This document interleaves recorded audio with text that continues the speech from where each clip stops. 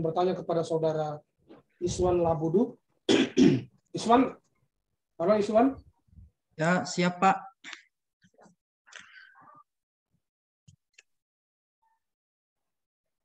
Iswan? Ya, siap. Siap Pak. Ya, coba atur dulu ininya. Ya, sebelum saya buka, saya persilakan saudara Iswan dulu untuk berdiri. Ya, kamera menyesuaikan. Oke. Saudara Iswan Labudu hari ini akan melaksanakan seminar hasil.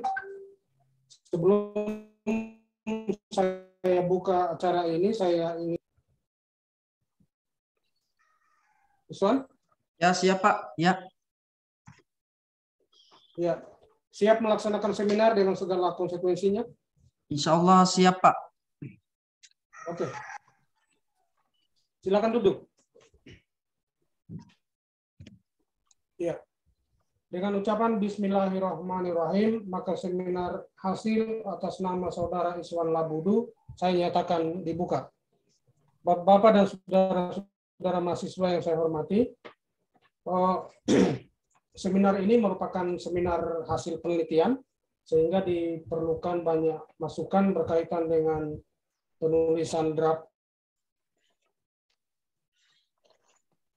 Kemudian juga mungkin dengan analisis data, dan seminar ini saya bagi paling tidak 3 sesi. Sesi pertama adalah presentasi atau penyampaian hasil penelitian dari saudara Iswan Labudu. Kemudian sesi kedua adalah pemberian saran masukan dari mahasiswa kalau ada, kalau tidak ada juga bisa dilangkahi. Sekaligus juga pemberian saran masukan dari panitia seminar. Kemudian sesi ketiga adalah penentuan kelulusan atau hasil seminar dari saudara Iswan Labudu. Sebelum saya persilakan saudara Iswan Labudu, saya ingin menyampaikan bahwa nanti nilai dari panitia seminar mohon disampaikan ke sekretaris panitia, yaitu Bapak Dr. Laude Restele. Jadi semua nilai nanti beliau yang kumpul, kemudian kita umumkan.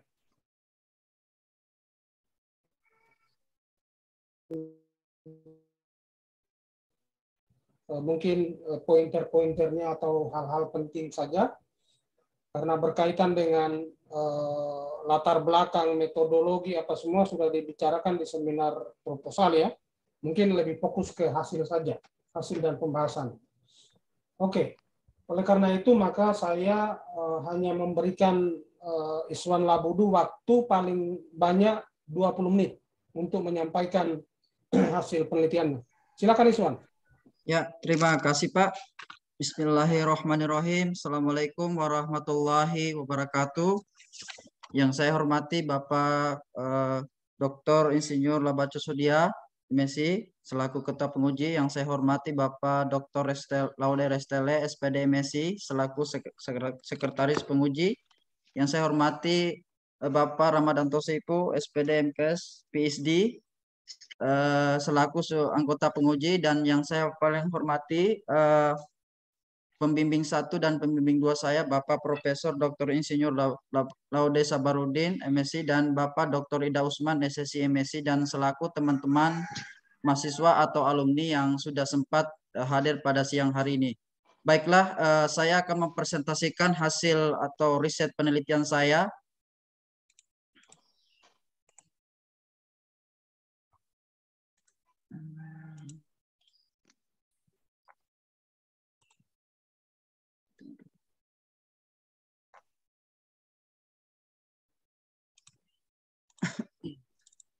Ya, adapun judul penelitian saya adalah analisis tingkat kerentanan wilayah terhadap bahaya demam berdarah dengue dengan menggunakan sistem informasi geografis di Kecamatan Wawa, Kota Kendari. Adapun rumusan masalah pada hasil riset saya pada kesempatan ini, yaitu yang pertama adalah bagaimana pola persebaran kasus demam berdarah dengue di Kecamatan Wawa, Kota Kendari pada tahun 2015. Yang kedua, bagaimana titik pusat dan radius persebaran kasus DBD demam berdarah dengue di Kecamatan Wawa, Kota Kendari pada tahun 2015 hingga 2019. Dan rumusan masalah ketiga yaitu bagaimana tingkat kerentanan wilayah terhadap bahaya demam berdarah dengue di Kecamatan Wawa, Kota Kendari. Adapun tujuan penelitian ini yaitu menganalisis pola persebaran kasus demam berdarah dengue di Kecamatan Wawa, Kota Kendari pada tahun 2015 hingga 2019. Yang kedua, menganalisis titik pusat dan radius persebaran kasus demam berdarah dengue di Kecamatan Wawa, Kota Kendari pada tahun 2015 hingga 2019. Dan yang ketiga, menganalisis tingkat kerentanan wilayah terhadap bahaya demam berdarah dengue di Kecamatan Wawa, Kota Kendari. Dan yang keempat, yaitu manfaat penelitian saya adalah yang pertama, secara teoritis sebagai referensi dan tambahan pengetahuan baik bagi peneliti sendiri maupun peneliti lain, dan juga sebagai bentuk sumbangsi perkembangan ilmu pengetahuan ilmu geografi, khususnya tentang geografi kesehatan, sistem informasi geografis, dan penginderaan jauh atau remote sensing, di mana ketiga ilmu bantu tersebut di dalam cabang geografi teknik dan manusia dari disiplin ilmu geografi dalam menjelaskan fenomena-fenomena di bidang kesehatan. Baiklah, saya akan masuk langsung di hasil riset saya.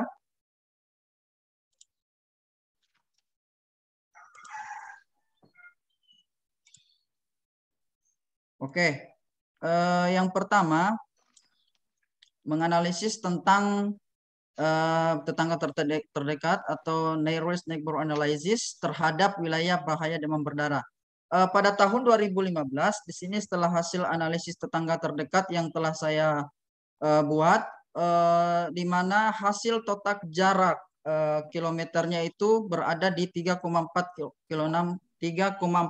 kilometer dalam hasil total jarak tetangga terdekat antara kasus pertama sampai hingga kasus ke-14. Di mana pada tahun 2015 ini ada berjumlah 14 kasus.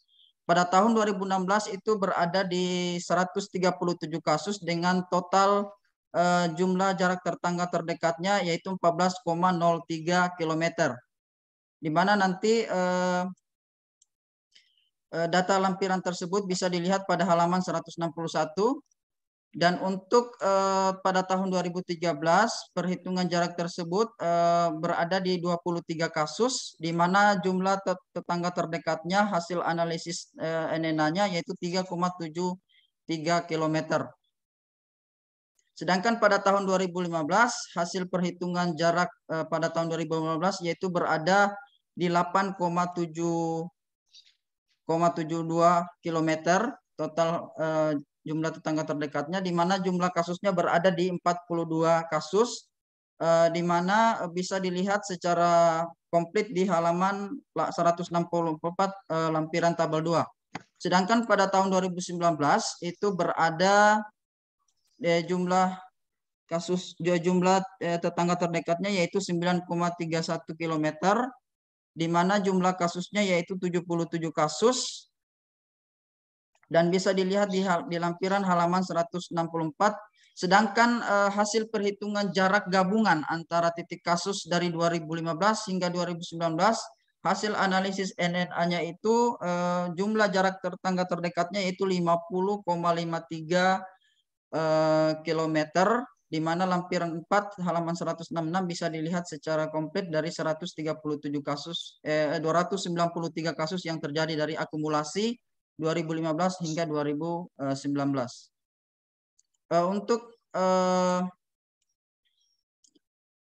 Untuk analisis pusat statistiknya, yang pertama untuk perhitungan DBD tahun 2015 yaitu berjumlah 14 kasus, di mana hasil perhitungan di atas titik pusatnya yaitu berada di pada koordinat 13,7 dan sumbu Y-nya 3,8 dari hasil analisis titik pusatnya menggunakan metode sentrografi statistik dilihat pada gambar 4.6. Sedangkan untuk melihat bagaimana radius persebaran daripada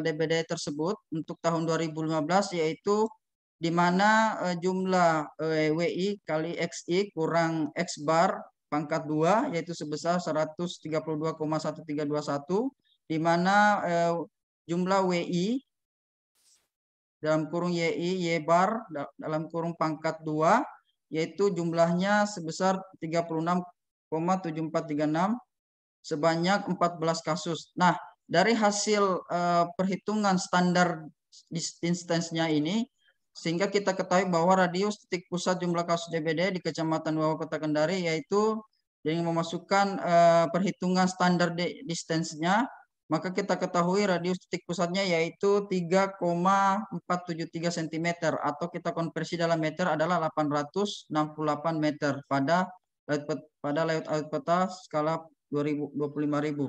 Itu gambarnya dapat dilihat pada gambar 4.6.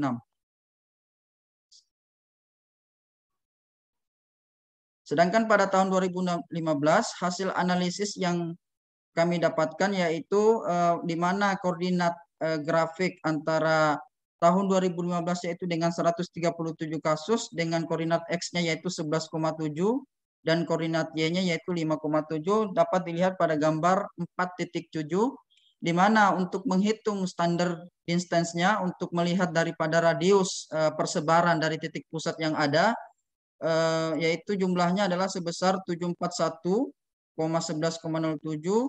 dan untuk YI-nya Y bar pangkat 2 sebesar 1524,9361, di mana jumlah kasusnya yaitu 137 kasus, sehingga dapat kita ketahui bahwa titik pusat persebaran dan radius persebarannya adalah berjumlah sebesar 4,07 cm atau kita konversi menjadi 1017 meter pada layout peta dengan skala peta 25.000. Sedangkan pada tahun 2018 jumlah koordinat X-nya yaitu 11,2 dan Y-nya 5,5 dapat dilihat pada gambar 4.9. Sedangkan untuk menghitung standar distance-nya untuk titik radius menuju ke radius persebarannya yaitu jumlahnya adalah XI kurang X bar pangkat 2 sebesar 254,964, di mana YI-nya sama YI titik kali Y bar pangkat 2 sebesar 459,45962, di mana dengan menghitung dengan persamaan 3 standar distance-nya yaitu hasilnya adalah 4,121 cm atau kita konversi ke meter 1031 meter. Sedangkan pada tahun 2019 hasil perhitungan dari titik pusat persebaran kasus DBD tahun 2019 yaitu koordinat X-nya yaitu 10,9 dan Y-nya 5,5 dapat dilihat pada gambar 4.10. Sedangkan untuk menghitung standar distance-nya yaitu hasil daripada analisis yang kami dapatkan adalah di mana WI dalam kurung SI kurang X bar dalam kurung pangkat 2 sebesar 451,5431 dan WI dalam kurung YI kali Y bar pangkat 2 sebesar 883,2431 sebanyak 77 kasus. Di mana hasil perhitungan persamaan 3 ini atau standar distance-nya kita mendapatkan 4,163 cm atau 1041 meter dari radius persebaran yang ada di tahun 2019.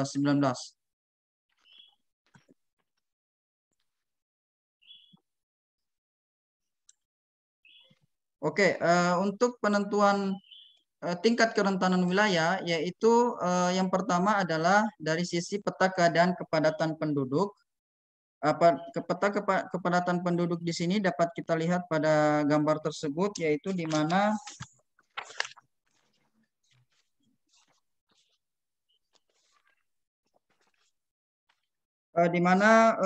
peta kepadatan penduduknya di sini yaitu terbagi atas satu kategori yang dimana semua rata-rata jumlah penduduknya itu berada di 31.802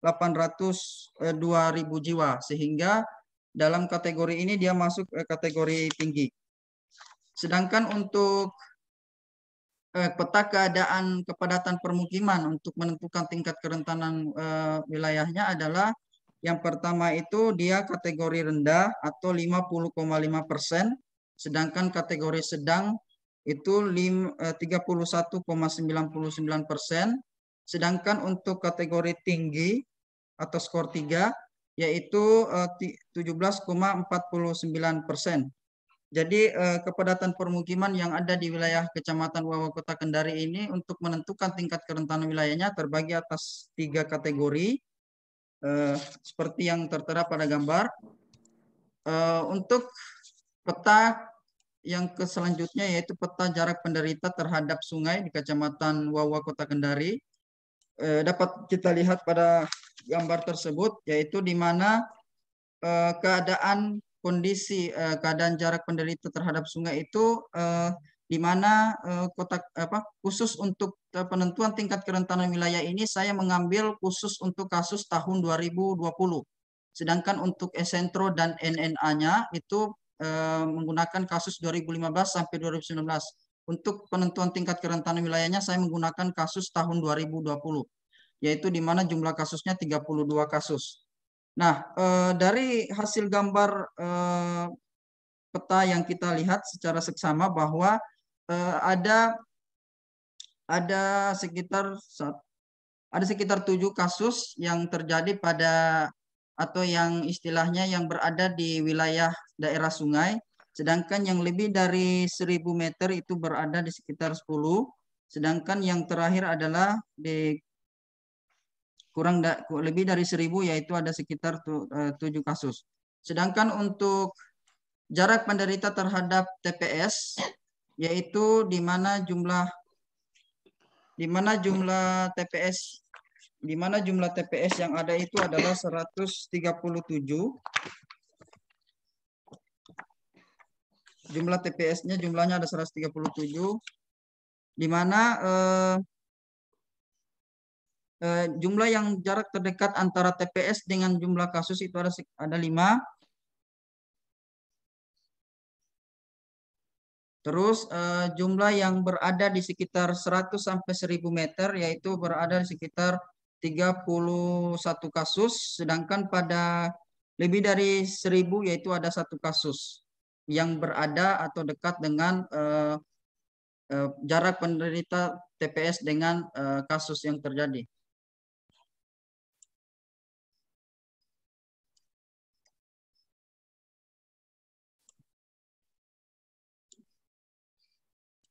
Ya, untuk curah hujan yang berada di wilayah keadaan curah hujan yang berada di wilayah Kota Kendari khususnya Kecamatan Wawa itu berada di satu kategori yaitu masuk dalam skornya 1 karena di mana dari hasil perhitungan 6 tahun terakhir curah hujan ini saya mengambil rata-rata per tahun, setelah itu saya mengambil lagi rata-rata per 6 tahun.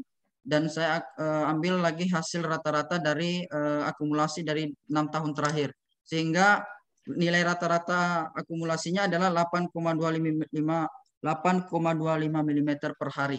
Untuk keadaan curah hujan yang berada di wilayah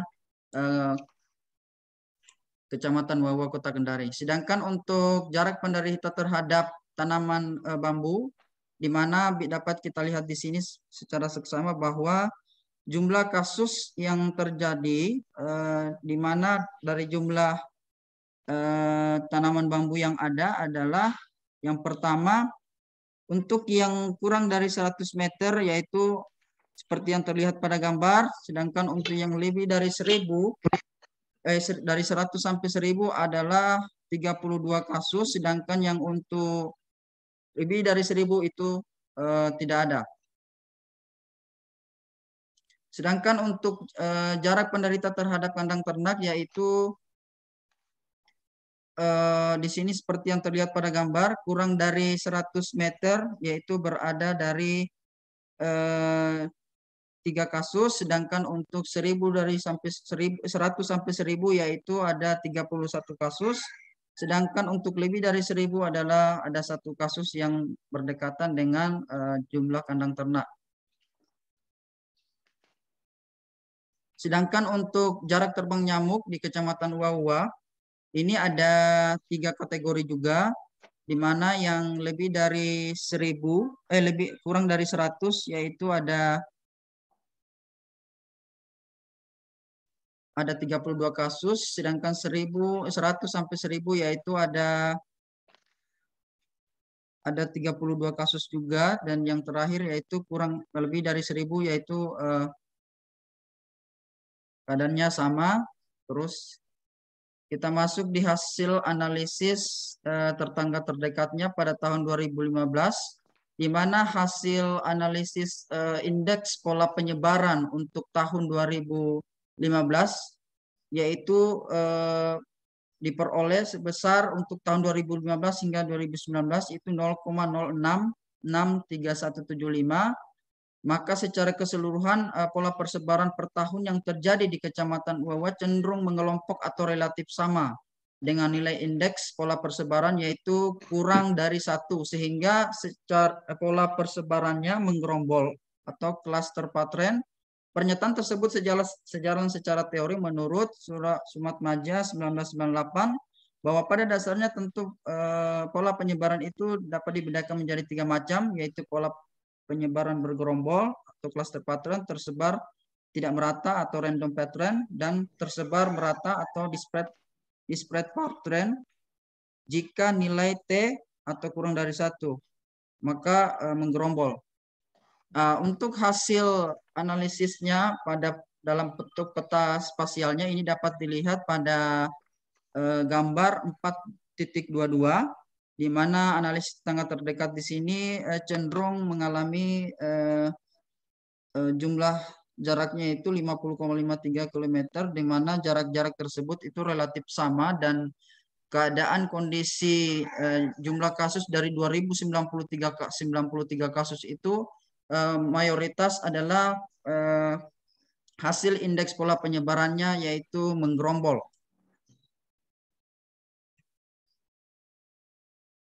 Sedangkan pada hasil gabungan titik pusat persebarannya, di sini dapat kita lihat dari hasil titik koordinat masing-masing tahun itu dianalisis lagi, di mana 5 tahun terakhir itu titik kasusnya setelah hasil dianalisis menjadi titik pusat, di mana ada koordinat X dan koordinat Y-nya. Dari hasil analisis ini menghasilkan jumlahnya yaitu pada titik koordinatnya gabungan dari 2015 hingga 2019 yaitu 11, koordinat X-nya yaitu 11,8 dan Y-nya 5,5. Dapat dilihat pada gambar 4.23. Sedangkan untuk melihat radius persebarannya adalah dari tahun 2015 hingga 2019, masing-masing koordinat X dan Y-nya ini yang telah kita dapatkan masing-masing per tahun tadi kita analisis lagi sehingga menjadi jumlah WI dalam kurung XI kurang X bar dalam kurung pangkat 2 sebesar 4,4018, sedangkan jumlah WI dalam kurung YI kali Y bar dalam kurung pangkat 2 sebesar 5,663, di mana jumlah poinnya itu sebanyak 5 dari hasil titik koordinat per tahun yang kita dapatkan, sehingga untuk menghitung daripada radius persebarannya adalah kita menggunakan persamaan 3 yaitu perhitungan standar distance-nya, di mana hasilnya kita dapatkan adalah sebesar 1,419 cm kalau dalam bentuk peta, atau 355 meter radius dari titik pusat yang ada. Itu dapat kita lihat pada gambar 4.23. Sedang ini gambar yang saya maksud tadi. Dari hasilnya itu dari 293 kasus ini radiusnya itu berada yang mendominasi di wilayah Kecamatan Wawa, khususnya Kelurahan Wawa, dengan diapit sebagian kecil oleh Kelurahan Anawai. Sedangkan untuk tingkat kerentanan wilayahnya terhadap bahaya demam berdarah dengue menggunakan SIG dari 8 parameter tadi yang telah saya sampaikan di awal. Ada dari hasil penentuan kelas interval ke dalam 3 kerentanan, yaitu dari hasil overlay analisis data spasialnya, kami mendapatkan 3 kategori, yang dimana total skor kelas interval yang pertama adalah skor total 4-20, yaitu tidak rentan.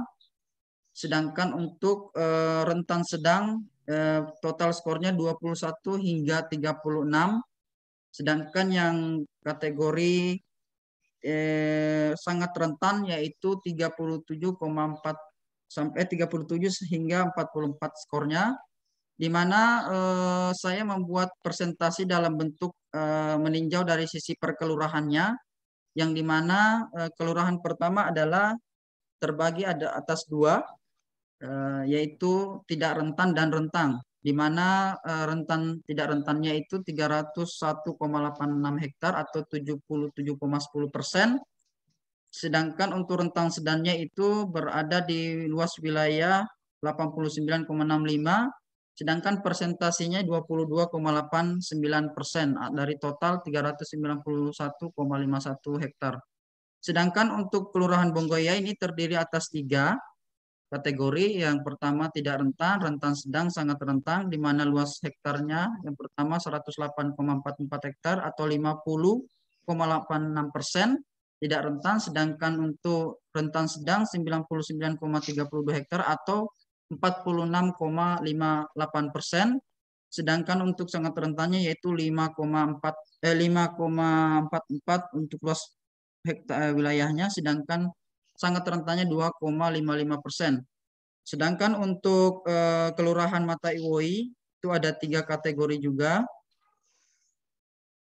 Yang pertama itu tidak rentan 42,41 hektar atau 43,65%, sedangkan rentan sedangnya adalah 50,85 hektar atau 52,34%, sedangkan sangat rentannya adalah 3,88 hektar atau 3,99%. Sedangkan untuk Kelurahan Wawa yaitu berada di 3 kategori juga, rentan, tidak rentan, rentan sedang, dan sangat rentan. Yang pertama tidak rentan itu 232,55 hektar atau 60,92%, sedangkan rentan sedangnya adalah 146,54 hektar atau 38,39%,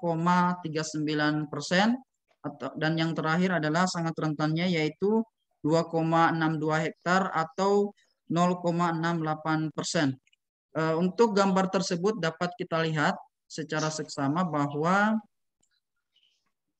di sini terlihat secara jelas bahwa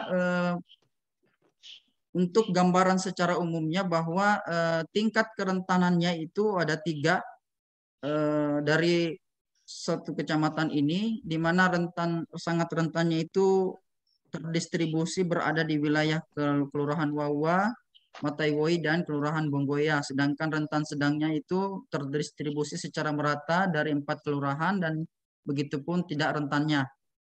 Nah, di sini secara umumnya itu 3 kategori, 4-20 terselang dalam kategori tidak rentan, di mana Anawai seluas 685,26 hektar atau 66,23%, sedangkan interval nilai dari 21,36 itu tergolong dalam kategori rentan sedang. Hal ini menunjukkan didominasi oleh wilayah Bonggoya, Mata Iwoi, Wawa, dan Anawai seluas 386,36 hektar atau 32,66%, serta interval nilai 37 hingga 44 tergolong dalam kategori sangat rentan. Hal ini menunjukkan didominasi daerah Bonggoya, Mata Iwoi, dan Wawa seluas 11,94 hektar atau 1,10%. Bahwa dalam tingkat kerentanan wilayah terhadap bahaya DBD di daerah penelitian Kecamatan Wawa, Kota Kendari. Mungkin itu saja yang bisa saya sampaikan, kurang lebihnya mohon dimaafkan dan saya kembalikan ke Ketua Penguji. Terima kasih. Assalamualaikum warahmatullahi wabarakatuh.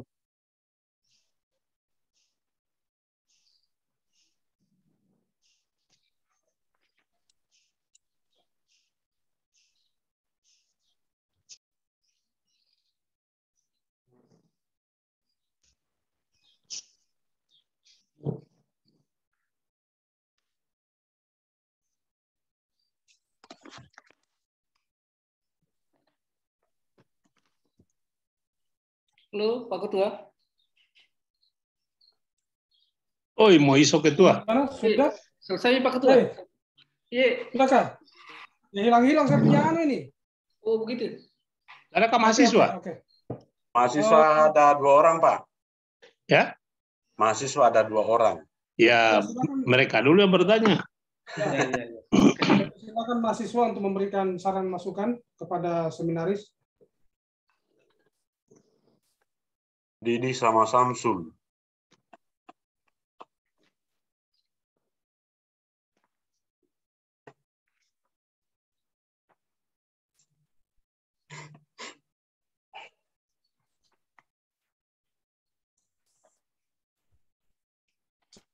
Silakan mahasiswa.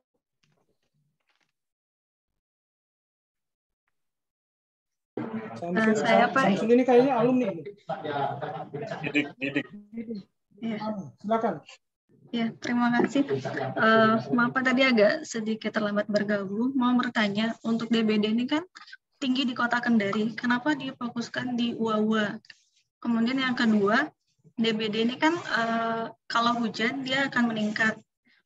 Kenapa justru curah hujannya itu malah di rata-rata, bukan misalnya dikelompokkan pada musim penghujan polanya seperti apa, atau di musim kemarau seperti apa, seperti itu. Terima kasih.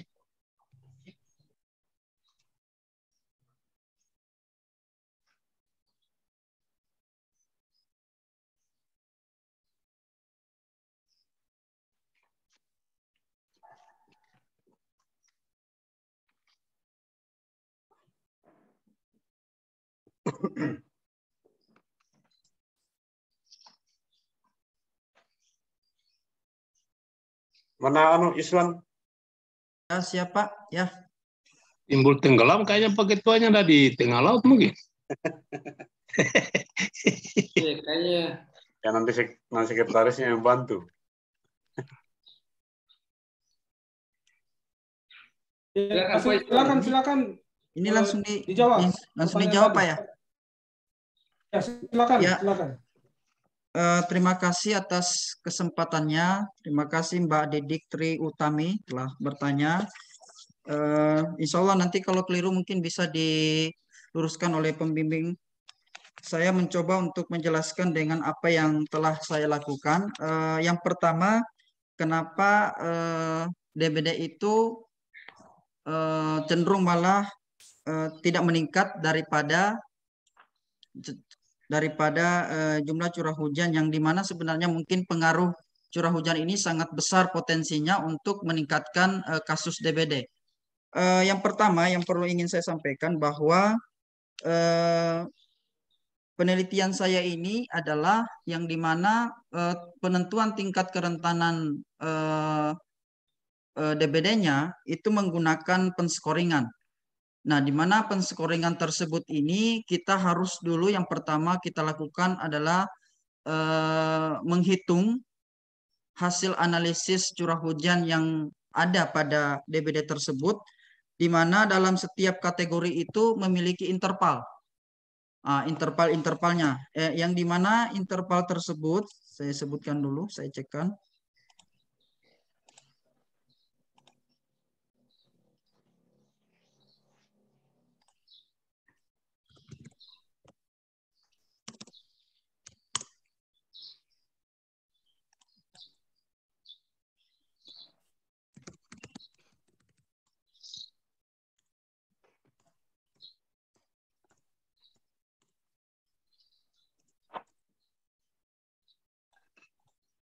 Ya, di mana curah hujan yang telah diberikan interval curah hujan dari hasil analisis curah hujan per milimeter per hari, di mana saya merujuk salah satu hasil riset atau penelitian dari Suryana 2006 tahun 2006, di mana dia mengkategorikan dalam penentuan tingkat kerentanan wilayah untuk khusus DBD itu di mana kurang lebih dari 10 mm per hari dalam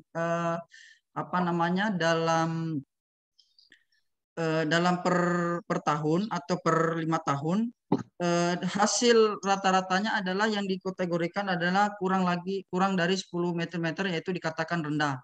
Sedangkan untuk 10 sampai 20 mm per hari itu dikategorikan sedang, sedangkan untuk yang paling terakhir kurang lebih dari 20 mm per hari atau hasil akumulasi dari rata-rata milimeter per tahun, yaitu mendapatkan skornya 3. Sehingga dari hasil analisis tingkat kerentanan untuk penentuan curah hujan dalam faktor yang mempengaruhi DBD ini, saya mengkategorikan 1 karena di mana hasil dari analisis curah hujan tersebut itu mendapatkan skor atau total kurang dari 10 mm.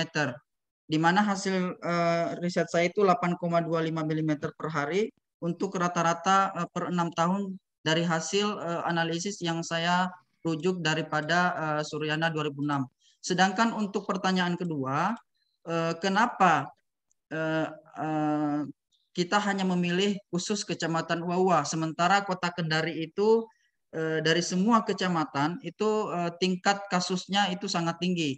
Nah, dari hasil rujukan pustaka saya dan hasil kunjungan di Dinas Kesehatan baik dari Puskesmas maupun dari Puskesmas Uwa-Uwa dan Puskesmas Jatiraya yang berada di wilayah Kecamatan Uwa-Uwa, bahwa Kecamatan Uwa-Uwa ini adalah tertinggi kasus dari 5 tahun terakhir dari 13 kecamatan yang ada di Kota Kendari.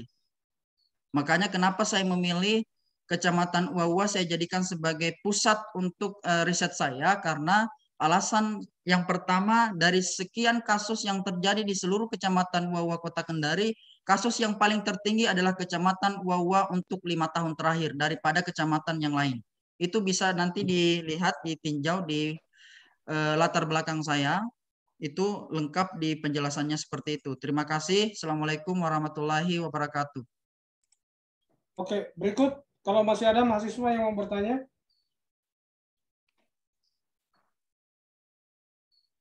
Didik. Didik sudah tadi. Oh, Didik tadi.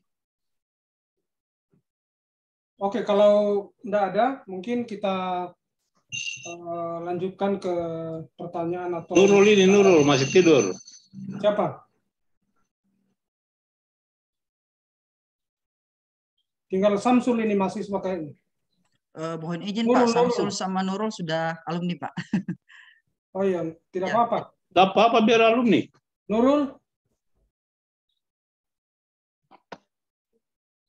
hanya berpangku tangan saya lihat. Nurul mau bertanya atau memberikan masukan? Sudah lulus dia di Ternate. Oh ya, oke. Ya, kalau tidak ada nanti sebentar bisa memberikan masukan setelah panitia seminar memberikan masukan kalau masih ada. Oke, kesempatan berikut saya persilakan panitia seminar. Saya mulai dari Bapak Ramadan Tosepu PhD. Silakan Pak Ramadan. Terima kasih Pak Ketua. Assalamualaikum warahmatullahi wabarakatuh. Waalaikumsalam. Yang kami hormati Bapak Profesor Laurel Sabarudin, yang kami hormati Bapak Dr. Desman, yang kami hormati Bapak Pak Labaco sebagai Ketua, Pak Laudere Stele sebagai Sekretaris, dan Pak Iswan Gabudu. Alhamdulillah pada hari ini kita telah melaju setelah sekian lama ini Anda hilang. Saya ini kaget kemarin dihubungi Pak Sam seminar. Tapi bilang seminar apa? Seminar hasil loh. Dan saya kira sudah pergi selamanya. Oke, baik. Saya senang sekali hari ini Anda sudah bisa melaju dan beberapa bahan yang telah Anda kirim kepada kami telah membaca, sehingga beberapa saran kami langsung saja masuk ke teknis sesuai dengan keilmuan dan kompetensi kami terkait dengan DBD.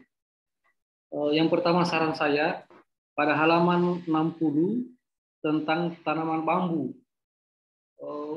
Pak Budu, tolong Anda baca kembali literatur terkait dengan kaitan antara tanaman bambu dengan perkembangbiakan nyamuk Aedes aegypti. Nah, apakah ini kuat untuk dijadikan dasar sebagai alasan untuk mengambil ini bagian dari penelitian Anda? Karena saya melihat dari halaman 60 ini, di halaman 114, di sini Anda mempertegas kembali dari pernyataan halaman 60 ini. Kami baca dari halaman 114 adalah, selain itu terdapat bambu yang terpusat di lokasi penelitianmu, sehingga mudah menjadi tempat perkembangbiakan nyamuk. Nah, ini sebenarnya saya melihat tidak ada kutipannya. Apakah ini temuan saudara ataukah Anda mengambil dari temuan orang lain? Nah, kalaupun temuan ini adalah temuan saudara, Anda harus mampu menjelaskan yang ada di situ adalah jenis nyamuknya apa, kemudian jentiknya apa, apakah betul itu adalah nyamuk Aedes aegypti, ataukah jangan sampai itu nyamuk lain, jangan sampai itu malaria. Nah, ini sangat kita berhati-hati jangan sampai dikutip oleh orang lain, dan tidak ada alasan yang kuat untuk Anda menyatakan di halaman 114 ini adalah kutipan yang Anda ambil ataukah ini temuanmu. Oke.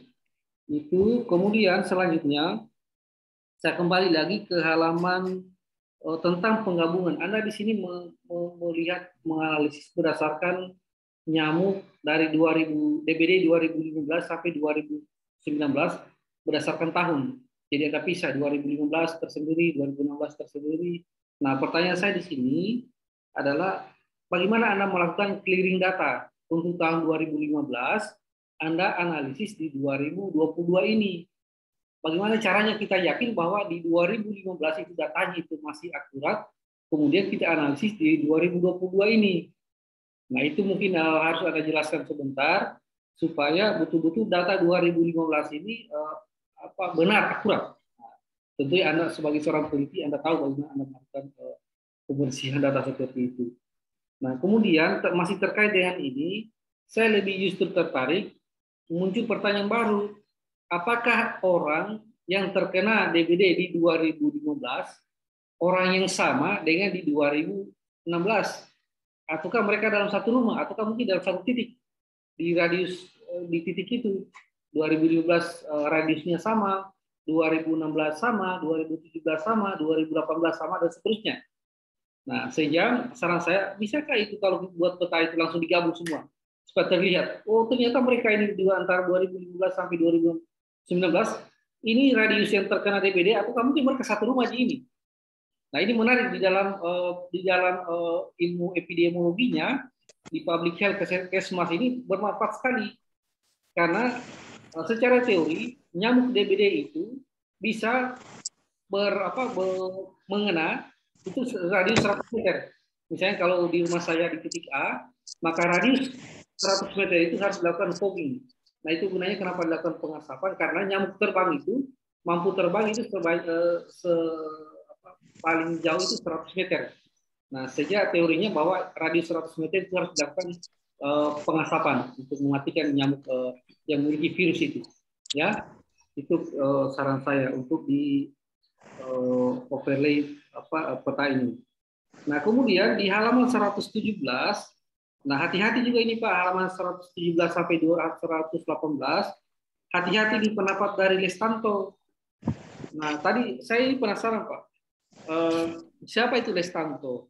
Nah, kemudian saya memburu tulisannya Lestanto, memang ada publikasinya terkait dengan hal ini berdasarkan disertasinya. Ini yang menarik di sini adalah kandang ternak dapat mempengaruhi DBD. Ini Anda tuliskan di sini di temuanmu. Nah, hati-hati mengutip. Nah, di kandang ternak itu Pak, nyamuk Aedes aegypti itu Pak tidak berkembang biak di situ. Nah, nyamuk Aedes aegypti itu Pak, dia berkembang biak pada tempat yang bersih, dia bersih. Nah, makanya dia ada di rumah, dia digantung di baju yang warna gelap yang tergantung di rumah. Kemudian genangannya itu Pak, genangannya tidak bersentuhan langsung dengan tanah. Nah, bersih dia. Nah, kalau di sini ada ambil kutip ini Destanto ini bahwa nyamuk Aedes aegypti berkembang biak pada ternak itu hati-hati Pak. Nah, setelah saya buru tulisan Destanto ini, saya menemukan tulisannya. Ternyata memang dalam penelitiannya Destanto itu dia tidak bilang seperti itu Pak. Dia tidak bilang seperti itu. Dia cuma bilang bahwa sistem informasi geografis dan data penginderaan jauh dapat dimanfaatkan untuk melakukan analisis spasial dan tingkat kerentanan berdasarkan 8 parameter. Jadi dia tidak bilang bahwa dia bisa berkembang biak di situ. Nah, jadi hati-hati Pak menarik kesimpulan. Cuma dia bilang bisa tapi bukan untuk berkembang biak. Hati-hati karena kenapa itu bisa bias. Karena secara teori pun kami belum menemukan teori bahwa nyamuk Aedes aegypti itu berkembang biak seperti yang Anda sebutkan ini. Ya, itu poinnya yang saya ingin bilang. Itu dari saya secara prinsip itu sudah bagus. Tinggal Anda perbaiki seperti yang Pak sampaikan tadi untuk memperkuat dan sampai ini bias, terutama untuk menyampaikan hal-hal yang sangat prinsip tentang DBD. Demikian saya Pak Ketua, kami kembalikan kepada Pak Ketua. Terima kasih. Ya, terima kasih Pak Dr. Ahmad Ramadan. Berikut saya persilakan Bapak Dr. Laude Restele untuk memberikan saran masukan. Silakan Pak. Terima kasih Pak Ketua. Assalamualaikum warahmatullahi wabarakatuh. Selamat semua.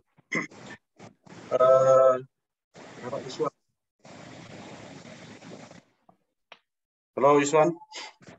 Assalamualaikum Pak. Ya Pak. Ya. Jadi setelah saya lihat ini apa tulisan Anda, tentunya mungkin ada beberapa pertanyaan dasar sebelum namanya yang berhubungan dengan yang pertama Anda kan mau melihat pola sebaran. Mungkin ini dulu. Sebenarnya yang Anda maksudkan pola itu apa tuh?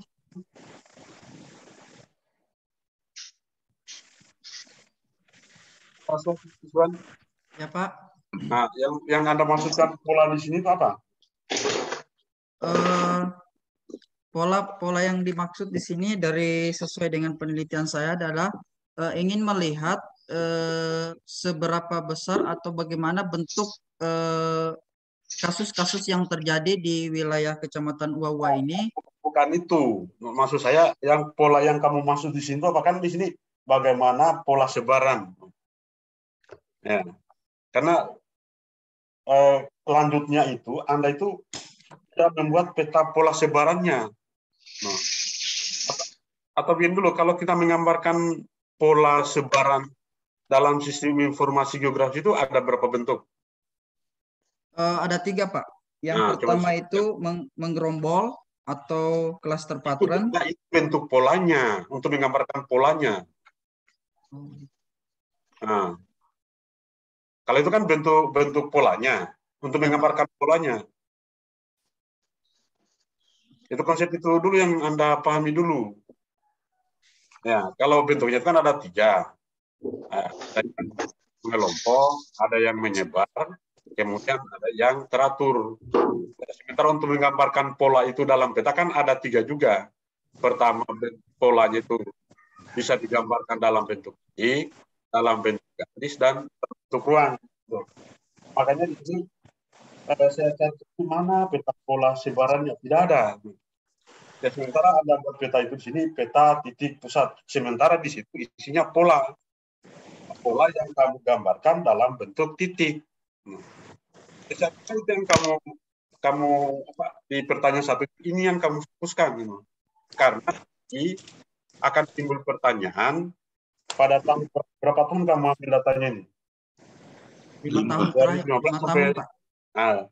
2015 sampai 2019. Pak, ya. Nah, nanti polanya itu kan lokasinya kan di Kecamatan Wawa. Ya, betul Pak. Apakah misalnya pola mengelompoknya sebaran DBD itu dalam kurun 4 tahun itu tetap atau tidak? Kalau misalnya dia tetap, kenapa dia tetap? Kalau misalnya dia tidak, kenapa tidak? Kan itu seharusnya. Nah, di sini tadi saya lihat lebih menjelaskan nilai statistiknya. Sementara Anda kan orang geografi, bukan orang statistik. Ya, kemudian kalau misalnya terjadi pergeseran pola tadi itu, apa yang menyebabkannya? Gitu. Arahnya ke situ. Nah, nanti kan untuk menghitung apa jenis polanya, apakah dia mengelompok, menyebar atau teratur, kan dihitung pakai jarak tetangga terdekat tadi itu. Kalau misalnya T-nya lebih sekian, berarti polanya itu mengelompok. Kalau T-nya lebih besar sama dengan 1, polanya dia teratur. Kemudian kalau misalnya dia T-nya lebih kecil dari 1, pola yang dihasilkan adalah menggerombol. Sementara di peta ini saya lihat, kalau kita coba lihat di halaman peta 23, ini kan sebenarnya sudah berbentuk pola, hanya polanya itu apakah dia tersebar, apakah dia mengelompok atau tidak, kan itu harus yang Anda jelaskan. Ya, makanya tadi saya lihat di di mana namanya di daftar peta tidak ada yang itu. Sementara itu kan sementara itu adalah permasalahan yang Anda angkat. Di situ, bagaimana pola sebaran kasus DBD. Sebenarnya kan Anda gambarkan polanya dalam waktu 5 tahun itu. Di mana yang mengelompok, kemudian di mana yang menyebar, atau misalnya apakah di dalam petanya itu hanya satu jenis pola saja, atau lebih dari satu pola. Kalau misalnya lebih dari satu pola, kenapa misalnya di titik ini dia mengelompok, kenapa di titik ini dia menyebar. Ya, kemudian di sini kenapa dia teratur, itu kan yang harus Anda Anda dalami. Nah, kemudian karena Anda mengambil data selama 4 tahun, dilihat lagi 2016 bagaimana polanya lagi tadi itu. Ya, kemudian nanti sampai 2019 bagaimana polanya, sehingga kedepannya dengan hasil penelitian Anda ini itu bisa dijadikan acuan. Ternyata misalnya dari 4 kelurahan yang ada di Wawa yang pola sebaran DBD-nya itu yang mengelompok ini. Ya, nanti ditinjau lapangan, kenapa di situ? Ya mungkin kawasan perumahannya padat atau bagaimana. Ya seperti itu. Sebenarnya intinya itu ke situ. Nah, kemudian nanti setelah ini kesalahannya juga seharusnya Anda melihat referensi ini ya. Itu kan ada seperti yang disampaikan Pak Anu tadi, Pak Pak Ramadan, cara mengambil referensi itu harus hati-hati. Ya, seperti masalah tadi itu ya, masalah pola-pola ini tadi itu. Ada berapa pola sebaran dalam keruangan? Coba yang kamu sebut tadi. Mana Iswan? Ya, siapa? Ada berapa? Yang kalau dari hasil riset yang saya ini setelah saya analisis dari pola persebarannya, untuk menentukan model. Ya, untuk menentukan pola sebaran itu ada berapa bagian menurut siapa? Yang pertama kan ada namanya sebaran teratur. Ya, bagaimana modelnya sebaran teratur itu. Kemudian sebaran acak, bagaimana gambarnya. Kemudian ada sebaran mengelompok, bagaimana gambarnya. Kan itu dulu yang kamu ini. Untuk dasarnya Anda, karena Anda orang geografi, ya dasarnya itu. Karena untuk menggambarkan pola itu kan pakai sistem informasi geografis tadi itu. Ya, untuk melihat pola-polanya tadi itu, ya Anda turun ke lapangan mengambil data itu. Ya, seharusnya seperti itu. Nah, tadi kamu kutip pendapatnya siapa tadi tuh yang tentang pola-pola sebaran itu? Suramat Maja, Pak. Nah, ada berapa? Ada 3 tuh. Yang ada pertama 3, apa Pak. dia? Yang pertama menggerombol. Yang kedua tersebar secara merata. Yang ketiga acak, Pak. Nah, sekarang bisa enggak kamu gambarkan misalnya model yang bergerombol itu bagaimana? Nah, terus yang acak bagaimana? Ya, terus yang satu apalagi satu? Acak dan merata, Pak. tidak merata. Acak dan tidak merata bagaimana digambarkan? Apakah digambarkan dalam bentuk titik? Apakah digambarkan dalam bentuk garis? Ya. Atau digambarkan dalam bentuk ruang? Ya, siap. Ya, karena Anda juga orang geografi. Ya. Ya, karena di situ judulnya Anda menggunakan sistem informasi geografi untuk mendapatkan pola-pola tadi itu.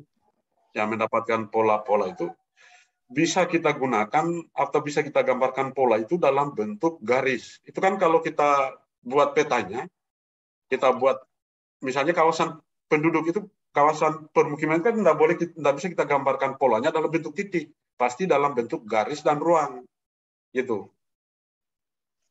Ya kalau yang titik itu ya mungkin apa ya?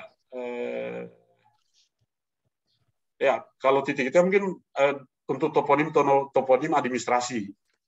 Ya misalnya kantor kecamatan atau misalnya kelurahan atau apa. Tapi kalau untuk sebaran, untuk pola sebaran seperti ini, apalagi misalnya berkaitan dengan masalah permukiman, itu harus digambarkan dalam bentuk garis atau dalam bentuk ruang.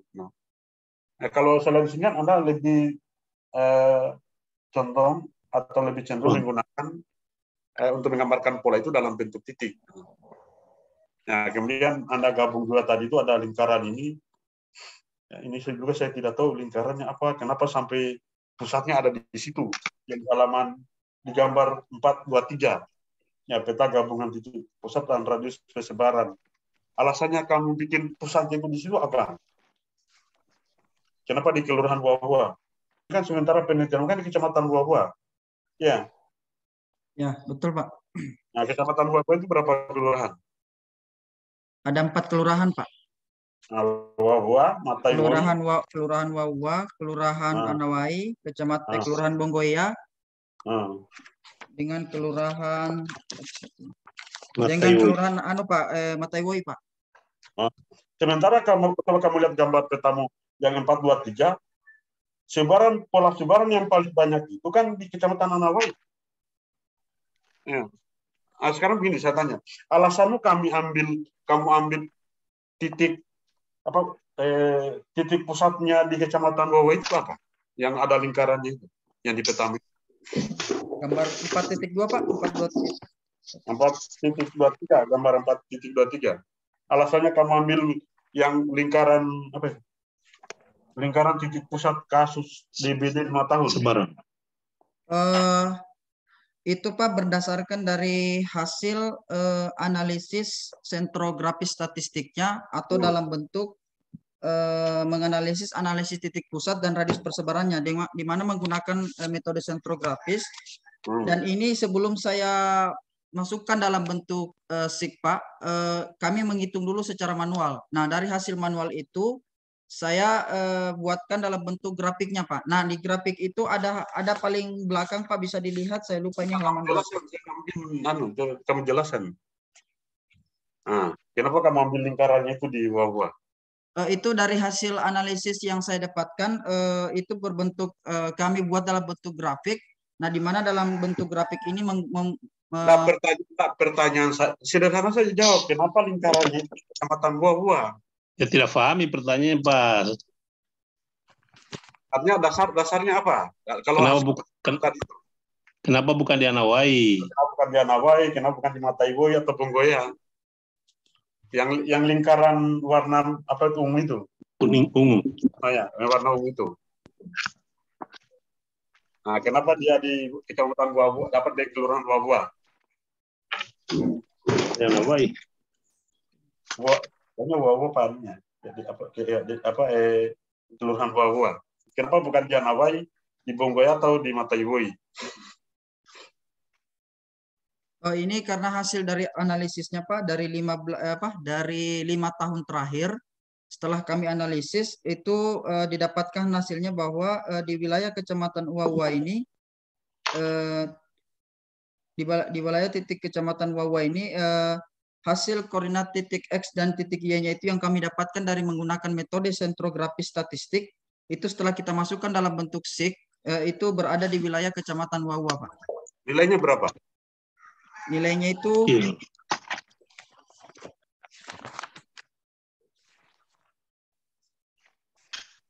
Ini Pak, dari hasil perhitungan standar mediasinya yaitu 1,033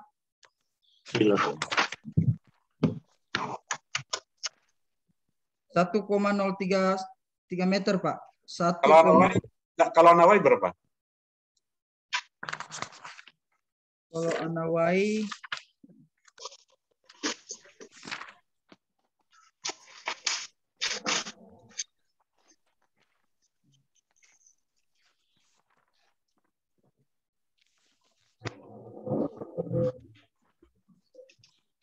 halaman 149.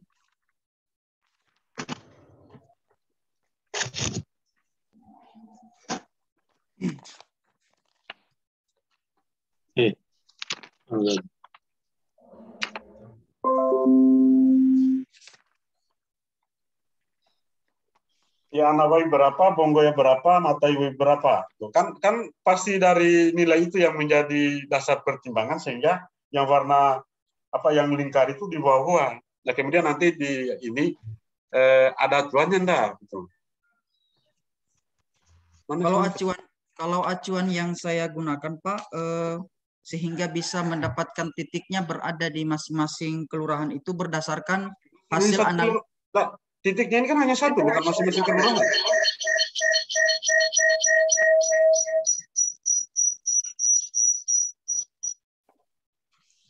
Titiknya kan hanya satu. Ya Pak, mohon izin Pak, maksud saya begini. Untuk mendapatkan sebuah titik kasus atau titik pusat di mana masing-masing memiliki radius, itu kita analisis kasusnya per tahun sehingga kita bisa tahu di mana posisi titiknya, apakah di Kelurahan Bonggoya kah, ataukah di Anawai, ataukah di Mataiwa atau Bonggoya Pak.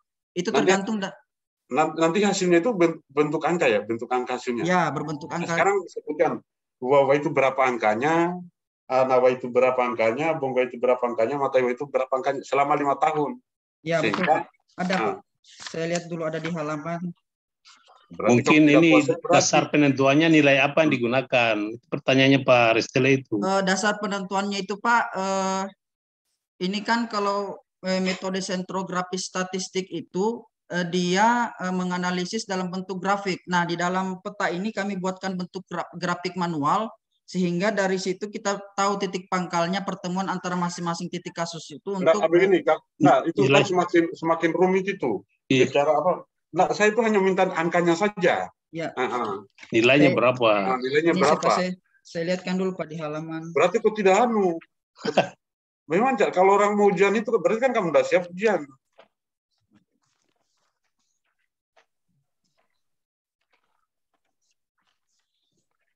Karena begini, Pak Iswan. Ya, Pak. Kalau saya lihat modelmu ini, model seperti ini kan terkait dengan kan begini ya, titik pusat itu kan adanya munculnya pola sebaran ruang itu kan karena adanya titik pusat. Ya kan seperti yang disampaikan tadi, kalau dia membentuk pola ruangnya menyebar, jarak titik pusat terdekatnya kan sekian nilainya.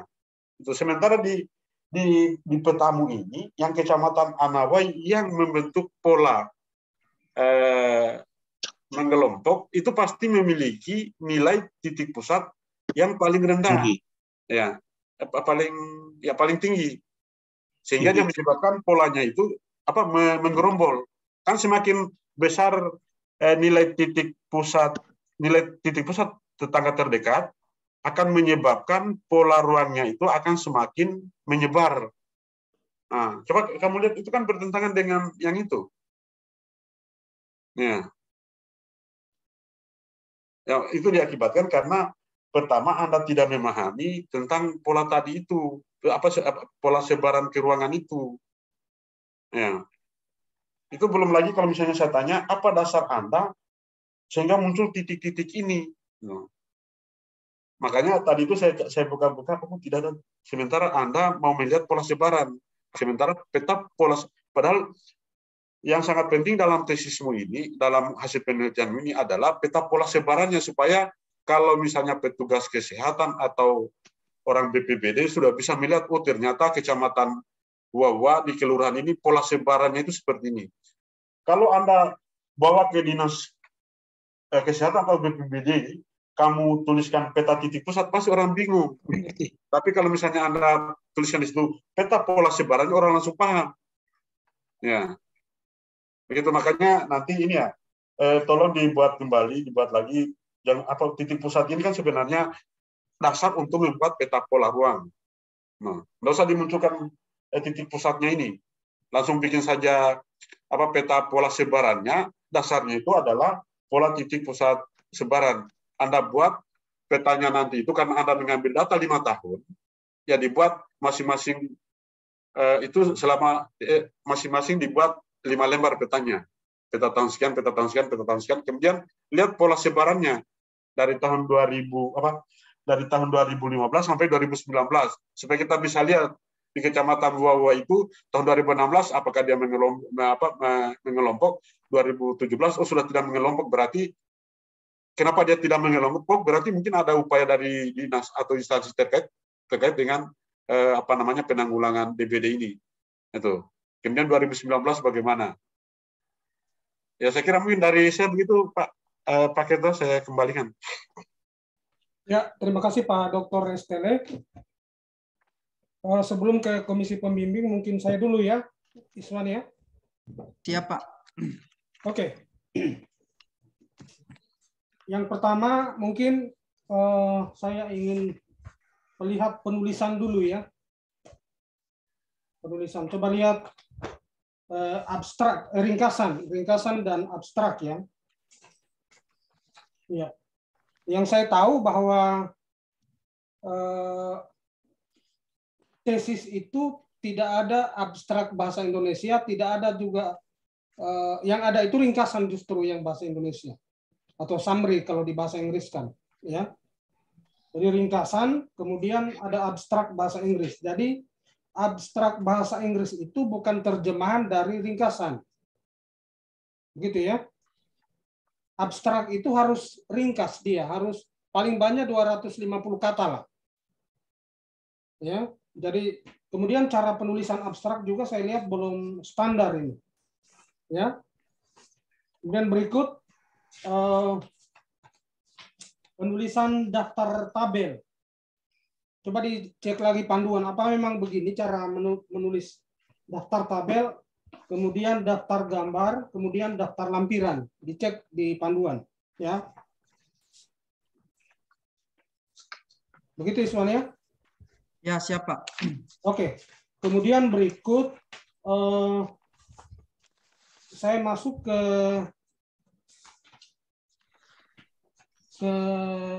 rumusan masalah dan tujuan. Coba lihat di tesismu, di draft tesis, rumusan masalah dan tujuan. Sebaiknya menurut saya ini, mudah-mudahan saya tidak salah, di dalam rumusan masalah itu, rumusan masalah dan tujuan tidak perlu dicantumkan bahwa, misalnya yang nomor 1 ya, bagaimana pola persebaran kasus demam berdarah, dengue di Kecamatan Wawa, Kota Kendari, tidak perlu disebutkan tahunnya, tahun berapa. Karena itu di metodologi baru disebut dia. Ya. Jadi metodologi itu menjelaskan bahwa yang mau dianalisis ini adalah sebaran tahun sekian sampai tahun sekian. Tapi di redaksi tujuan, rumusan masalah saya kira tidak perlu. Itu yang ketiga. Kemudian berikutnya, ya, saya masuk ke materi ya, ke substansi. Ya, yang pertama saya kira saya juga setuju dengan apa yang disampaikan tadi oleh panitia seminar sebelumnya, Pak Dr. Ramadanto Sepu, Pak Dr. Laude Restele, ya, bahwa ini harus hati-hati membuatnya, ya. Yang saya tahu itu analisis tetangga terdekat itu digunakan untuk menganalisis pola permukiman. Itu di perencanaan wilayah itu merupakan mata kuliah wajib itu yang harus ditahu oleh anak-anak wilayah, perencanaan wilayah. menganalisis pola permukiman, menganalisis pola sebaran sumber daya, seperti itu kira-kira ya. Jadi tadi Pak Dr. Restele sebenarnya pola yang dimaksud itu digambarkan dalam bentuk ruang, ya. Misalnya permukiman A, permukiman B. Seperti kalau kita saksikan misalnya di sepanjang jalan Kendari Kolaka, pola permukiman kita itu dia menyusur jalan, seperti itu ya. Nah itulah permukiman A, permukiman B dan seterusnya. Tapi ini tidak apa-apa ini diterapkan untuk kasus demam berdarah. Saya kira ini prinsipnya bisa juga. Namun harus memang diperjelas ini apakah titik-titik yang ada di peta itu menunjukkan koordinat kasus. Itu harus diperjelas. Ya. Itu Iswania. Ya, sehingga polanya itu bisa kelihatan kalau memang dia sebaran spasialnya seperti itu. Ya. Kemudian tadi saya setuju dengan Pak Dr. Restele, secara konseptual mungkin di tinjauan pustaka itu masukkan seperti apa itu peta sebaran mengelompok, sebaran random, seperti apa itu gambarnya, sehingga dengan mengetahui konsep itu, dengan melihat gambarmu orang sudah tahu oh ini polanya, walaupun tidak melihat hitungannya, nilai hitungannya, orang sudah bisa tahu oh ini pola mengelompok, ini pola random, ini pola sebaran acak apa semua, itu kelihatan nanti. Nah, seperti itu. Jadi betul-betul ini bisa dilihat. Kemudian berikut untuk menentukan pusat, kalau di ilmu wilayah itu dia pakai angka konik, ya, teori konik ya. Jadi kalau teori konik itu, angka konik itu dia berbicara aksesibilitas. Katakan misalnya antara Kota Lama dengan Lapulu itu sebelum ada jembatan itu aksesibilitasnya rendah ya, sehingga angka koniknya tinggi. Jadi kita harus mutar dia Teluk untuk ke Lapulu dari Kota Lama. Tapi begitu ada jembatan dia angka koniknya jadi rendah.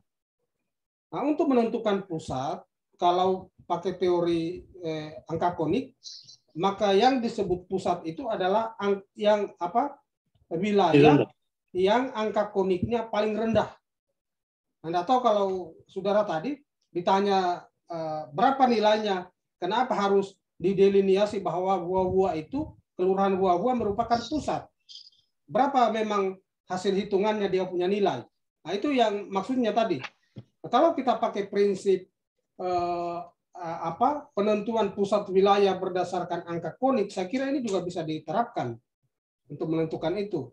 Ya, tapi unitnya itu adalah unit administrasi kelurahan. Nanti coba dilihat apakah sebaran spasial tadi kasus DBD itu semua kelurahan ada. Nah, bisa kita lihat misalnya dari Wuawua ke kelurahan lain itu seperti apa akses nyamuk itu, jarak terbangnya misalnya. Nah, seperti itu. Jadi mungkin itu yang harus diperjelas. Kemudian berikut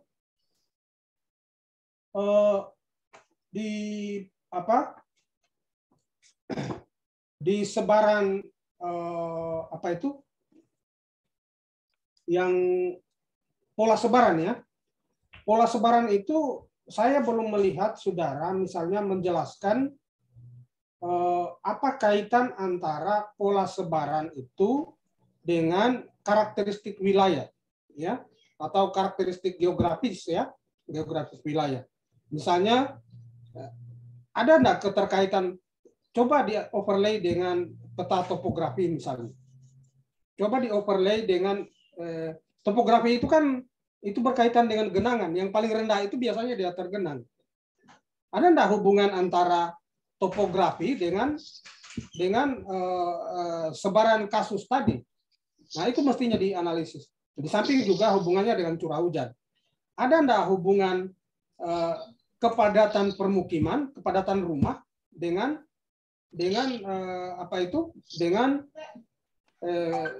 pola sebaran?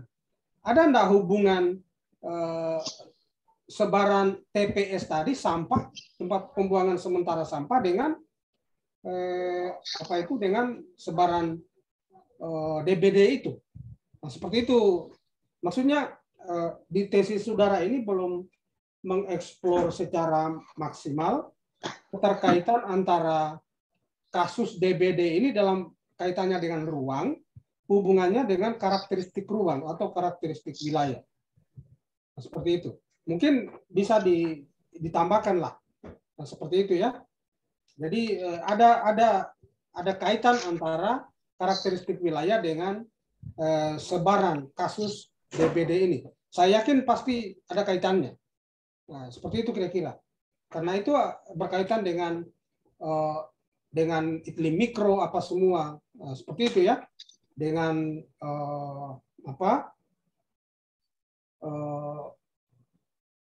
sarana prasarana lainnya, misalnya persampahan apa semua, genangan apa semua. Nah, itu mestinya diungkapkan dalam penelitian ini.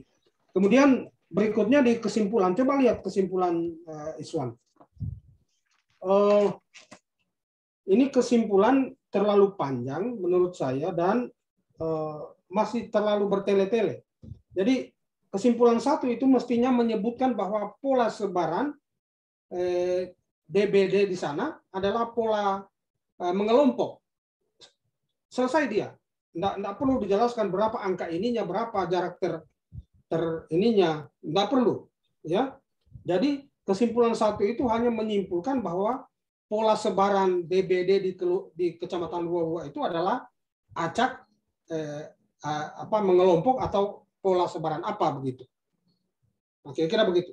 Kemudian kesimpulan kedua itu hanya berbicara pusat dan radius. Ya, tidak perlu lagi kenapa pusatnya begini, kenapa radiusnya begini.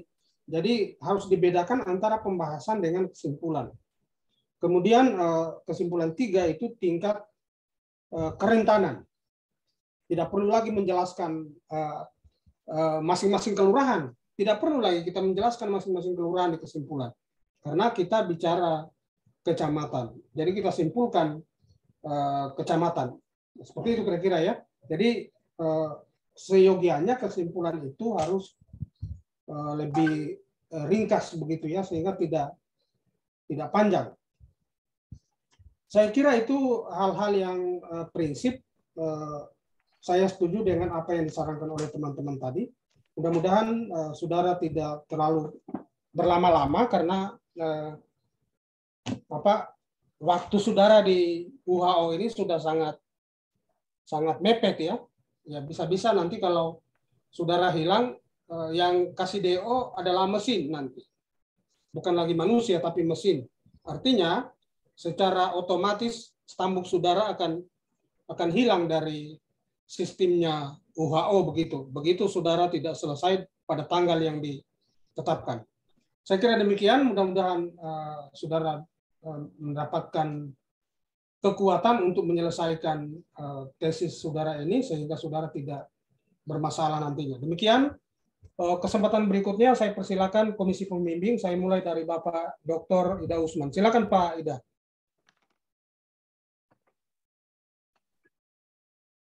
Dan ke Ayang yang udah. Baik. Terima kasih Pak Ketua. Ya, bismillahirrahmanirrahim. Assalamualaikum warahmatullahi wabarakatuh. Waalaikumsalam. Ya. Waalaikumsalam warahmatullahi wabarakatuh. Ya, dari tadi saya menyimak apa yang sudah disarankan ke Pak Iswan ini. Yang penting semua kayaknya harus disesuaikan. Masukan. Ya, masukan-masukan harus diikuti. Ya, memang ada kata kunci dari Pak Ketua tadi, ya waktu yang mendesak. Tapi ya mau tidak mau, tidak bisa juga kita harus disesuaikan lah ininya ya. Pertama memang tentang bambu yang disampaikan oleh Pak Ramadan tadi. Ya kalau memang itu hasil riset, rujukannya mana, dalilnya mana ya, harus ada sumber rujukannya. yang bisa mempertanggungjawabkan bahwa bambu itu adalah sarang perkembangbiakan nyamuk. Karena selama ini yang kita dapatkan informasi dari teman-teman di kesehatan masyarakat bahwa tempat berbiaknya Aedes aegypti itu kan dia di air jernih. Nah, kenapa tiba-tiba ada pendapat tentang bambu? Nah, pasti yang punya pendapat itu ada referensi yang dirujuk, ya Pak Ison ya. Kalau misalnya memang itu betul ada referensinya, dimasukkan aja supaya ini informasi baru bagi kita semua. Tapi kalau itu pendapat ini Pak Iswan, ya memang Pak Ramadan curiga jangan-jangan itu bukan Aedes aegypti tapi nyamuk malaria biasa yang suka yang kayak jempol besar-besarnya, mungkin itu yang nyamuk malaria itu. Biasanya memangnya dia di pohon-pohon. Tapi kalau Aedes itu katanya di air yang jernih, air genangan yang jernih, bukan air genangan yang kotor kalau Aedes. Nanti dicek lagi. Kemudian yang dari Pak Restele tadi disampaikan, misalnya ada peta yang memang memusatkan kajian di Kelurahan Buah-Buah. Restele kan tidak dapatkan mengapa pusatnya di situ, tidak ada penjelasan tambahan. Kalau memang itu dari hasil klasifikasi yang apalagi namanya tadi itu perhitungan manual itu, ya disampaikan di dalam dokumen termasuk informasi angka-angkanya, sehingga Pak Iswan berkesimpulan bahwa pusat kajiannya ini memang di Kecamatan Buah-Buah atau di Kelurahan Buah-Buah. Nah, sehingga orang tidak pertanyakan lagi. Kemudian ya terkait pola sebarannya, ya kalau bicara pola biasanya memang kumpulan data dari beberapa tahun disimpulkan menjadi satu pola misalnya. Tapi Pak Iswan kan masih pisah-pisahkan, belum masih dianalisis per tahun, belum didapat hubungan antara tahun ke tahun, sehingga belum menghasilkan pola. Nah, kalau misalnya ini datanya lengkap kan lumayan, misalnya akan terbentuk pola, ternyata persebaran DBD di Kecamatan Buah-Buah misalnya awalnya daerah sini, kemudian kemana-kemana, itu bisa diklarifikasi dengan data-data di sana, apakah penduduknya makin padat atau apa. Untuk penelitian lebih lanjut itu bisa diklarifikasi. Kemudian terakhir, memang mau tidak mau kita harus ikuti panduan penulisan yang dikeluarkan oleh PPS. Misalnya bagaimana menulis daftar pustaka, bagaimana menulis abstrak dan seterusnya, itu tidak boleh keluar. Tidak boleh keluar dari panduan, tinggal disesuaikan saja. Ya, berikutnya nanti ditambahkan oleh Prof. Sabah. Saya kembalikan dulu ke Pak Ketua. Terima kasih Pak Dr. Ida Usman. Berikut saya persilakan Pak Profesor Laude Sabarudin untuk memberikan wejangan-wejangan ya buat kita semua ini. Silakan Prof. Terima kasih Pak Ketua. Pak teman-teman panitia seminar dan saudara mahasiswa yang masih setia untuk menemani suara ini. Pertama saya salami dulu, Assalamualaikum warahmatullahi wabarakatuh. Waalaikumsalam warahmatullahi wabarakatuh. Yang kedua, sebagai pembimbing bersama dengan Pak Dr. Ida Usman, ya harus banyak mengucapkan banyak terima kasih nih atas masukan-masukan tadi, mulai dari mahasiswa, kemudian panitia seminar. Ini Usman mencatat ya apa yang disarankan tadi ya? Ya, siap Pak. Mencatat. Ya, baik. Yang pertama, saya kira terkait dengan umur ini sampai Juli nih ya. Jadi seperti yang disampaikan oleh Pak Ketua tadi, Anda akan dimainkan oleh mesin. Kalau saya itu malah dimainkan oleh orang dungu. Orang dungu itu dia tidak tahu apa-apa itu. Jadi ya masuk pintu tidak bisa terbuka kalau sudah waktunya ditutup. Nah, sehingga ini menjadi perhatian Saudara Iswan untuk betul-betul bisa memperhatikan ya memperhatikan diri sendiri. Kemudian terkait konten dari tesis ini, saya kira saya dengan Pak Dr. Rida itu ya bukan sebagai pembuat ya, hanya sebagai pendamping. Dan menurut saya ini sudah agak baik ini. Tadinya ini kan tebalnya ya mungkin 2 hari mungkin deh. Karena Saudara Iswan ini kebanyakan menulis teori. Padahal kalau teori atau definisi itu Pak Dr. Ramadan itu sudah kuasa itu kalau DPDD ini ya. Kemudian ringkasan atau abstrak. Ya, abstrak ya, bukan ringkasan. Ya bukan seperti itu. Kan ada polanya itu. Ya, nama saudara, kemudian judulnya apa, siapa yang bimbing? Pembimbing pertama siapa, pembimbing kedua siapa, kan seperti itu.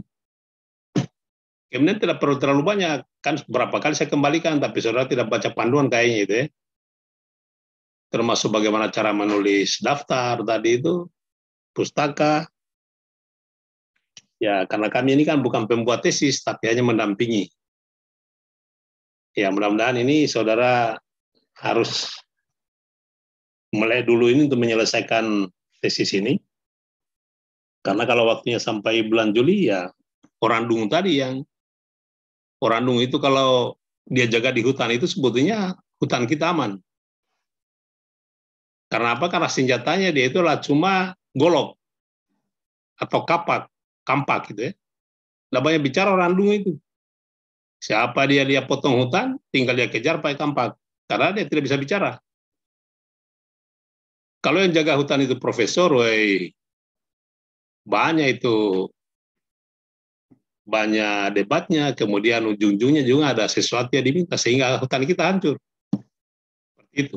Sama dengan ini, jadi kalau Pak Iswan mau mendapatkan sertifikat, hindari itu peran dari orang dungu tadi. Orang dungu ini kan tidak mendengarkan perintah siapa dia, yang penting dia jalankan aturan. Kapan sudah waktunya dia tutup.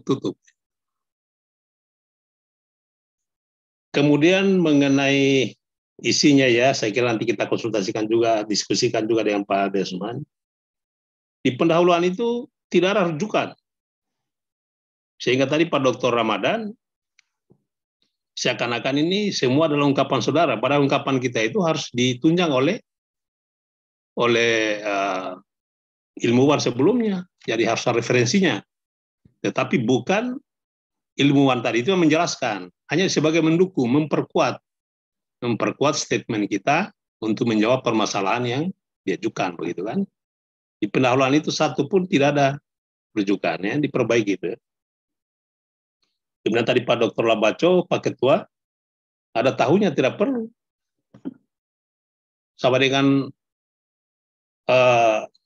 kesimpulan, tidak perlu itu ada kelurahan-kelurahan itu. Kelurahan itu sebagai sampel saja sebetulnya. Pada akhirnya adalah Kecamatan Wawa yang keluar sebagai simpulan. Kecamatan Wawa itu bagaimana pola persebarannya, bagaimana titik pusatnya, kemudian bagaimana kerentanannya. Gambar-gambar yang dipertanyakan Pak Dr. Isteli tadi itu, Pak Sekretaris, itu harusnya dilampirkan. Karena itu hasil penelitian itu. Nanti kalau kita masukkan di Dinas Kesehatan dengan gambar seperti ini, pusing dia. Titiknya banyak sekali. Titik itu kan harus ada di lampiran. Di tubuh tesis semuanya adalah bagaimana tadi menggabungkan dari 5 tahun, 6 tahun pengamatan itu menjadi satu polanya. Apakah dia tetap itu ya, menyebar, bergombol, atau acak. Kemudian diperkuat tadi titik pusatnya di mana itu harus ada nilai yang menentukan. Harus ada nilai. Kalau nilainya sekian itu apa betul-betul dia bisa menyebar? Apalagi tadi penyebarannya kan dari Pak Dr. Ramadan ya paling 100 meter itu ya. Kemudian saya lihat tadi itu ada di hasilmu juga ada 50 km di Kecamatan Wawa ini. Nah, Kecamatan Wawa ini jaraknya berapa kilo ini? Saya kira tidak sampai 50 kilo, 50 kilo sudah sampai di Andowia sana. Kemudian nilai statistik itu hanya sebagai alat, ya, sebagai alat. Penegasan dalam tesis ini itu harus difokuskan pada background saudara sebagai orang geografi. Jadi masalah wilayah ini menjadi titik ya, titik pembahasan saudara terkait dengan DPD ini, supaya petugas kesehatan yang akan melakukan pengendalian mengenai DPD ini kan langsung menuju pada titik atau wilayah yang berdasarkan hasil penelitian saudara. Jadi saya kira masih banyak ini sebetulnya, ya, ada beberapa halaman yang tidak bisa terbaca, bisa yang dimasukkan ya. Kemudian ada juga lampiran mengenai surat penunjukan pembimbing. Nggak usah ini kan bukan dokumen AMDAL ini. Kalau skripsi, tesis atau disertasi itu tidak perlu dimasukkan itu surat penunjukan. Surat penunjukan konsultan tidak perlu, atau saudara sebagai mahasiswa dan saya dengan Pak Dr. Ida Usman sebagai pemimpin tidak perlu masukkan. Makanya kuncinya adalah baca panduan penulisan tesis. Panduan penulisan tesis sebelah kiri, komputer sebelah kanan. Nah, itu kalau itu sambil minum kopi dan pisang goreng panas itu selesai 2 malam ini. Sehingga orang dungu tadi itu tidak mempergoki saudara, ya. Saya kasihan juga kalau sudah dibengkas sama orang dungu ini. Jadi ini sebetulnya gambarannya sama dengan hutan-hutan di Muna itu habis karena jagawananya itu orang hebat, ya mungkin master atau ya pengalaman di hutan. Coba kalau orang dungu yang jaga, apalagi kasih kuda, nggak ada, rusak itu hutan. Karena dia senjatanya cuma golok. Kalau orang pintar kasih senjatanya apa? Kwitansi. Seperti itu ya, Suat. Saya kira demikian. Kemudian titik-titik koordinat tadi kalau bisa itu ya diterjemahkan ke dalam satuan derajat supaya yang membaca ini bisa lebih mudah ya. Karena saya lihat tidak ada satuannya itu. Misalnya 11,56 satuannya apa? X yaitu harus ada satuannya koordinat itu ya. Apa satuannya? Nanti kita ditulis baru komunikasikan lagi saya dengan Pak Dr. Ida Usman supaya sebelum itu bisa kita ujian. Saya kira itu, sekali lagi sebagai pembimbing tentu mengucapkan banyak terima kasih atas masukan-masukan tadi. Mudah-mudahan ini bisa lebih cepat. Dan saya kira saya juga sebagai orang di luar bidang ini malah saya bisa mengerti sekarang. Ternyata DPDD ini sebetulnya sama dengan orang bersih nih. Dia bukan berkembang pada tempat-tempat yang kotor, tetapi pada tempat-tempat yang wangi, ya lemari dan sebagainya itu ya. Saya kira demikian Pak Ketua, saya kembalikan. Assalamualaikum warahmatullahi wabarakatuh. Waalaikumsalam warahmatullahi wabarakatuh. Terima kasih Pak Profesor Laurens Saparudin atas masukannya. Mudah-mudahan Iswan tadi sudah mencatat semua. Selanjutnya saya skors dulu acara ini. Apakah ya sekali lagi saya sampaikan bahwa nilai tolong dikirim ke Pak Dr. Laudem. Iya, saya kirim dulu. Saya belum kirim. Ya. Oleh karena itu maka seminar ini saya sementara skors ya. Di masa skors ini saya ingin menyampaikan kalau bisa Iswan keluar dulu. Iswan di mana sekarang? Di ruangan di mana? Di rumahnya, Pak. Di rumah, Pak. Di rumah. Kok ya. Keluar dulu dari Zoom, bukan dari Zoom, dari ruangan itu. Di ruangan. Oh ya, ya Pak, ya Pak. Ya, kok keluar dulu. Ada kita mau bicara rahasia dulu. Tapi dia dengar speakernya kedengaran. Tapi Jangan ya terlalu jauh. Siapa mau cari kau di situ? Keluar dulu, nanti dia masuk lagi. Nah, kalau dia keluar tertutup Zoom, Pak, karena dia anunya. Oh, dia kan adminnya. Ya, oke. Ya, maksud saya kasih keluar ini tadi untuk membicarakan bagaimana nasib dari saudara Iswan Labudi ini, karena mengingat waktu yang sudah begitu mepet ya. Karena pengalaman, kalau tidak salah ini lebih 1 tahun selesai seminar ya. Iya. 2 tahun mungkin. Jadi kalau kita biarkan proses alam ini yang godok dia, saya yakin dengan volume pekerjaan tadi yang banyak, perbaikan, dia akan DO ini. Nah, sehingga bagaimana ini strateginya Pak Kaprodi? Ini kebijakannya Pak Kaprodi ini. Apakah ini bisa kita, di samping juga kuncinya ini sama Iswan sendiri, juga Pak Kaprodi ini, kalau bisa kita genjot-genjot sedikit ini, kalau menurut saya kita genjot saja supaya jangan sampai ada orang dungu ini yang kasih hilang betul dia punya stambuk di UHO ini. Ya, oke Pak. Terima kasih Pak. Ya silakan Pak. Mereka ini kan sampai tanggal 31 Juli kayaknya. Iya. Ya kan sudah ini kan seminar hasil itu kan ujian tesis. Iya. Ya.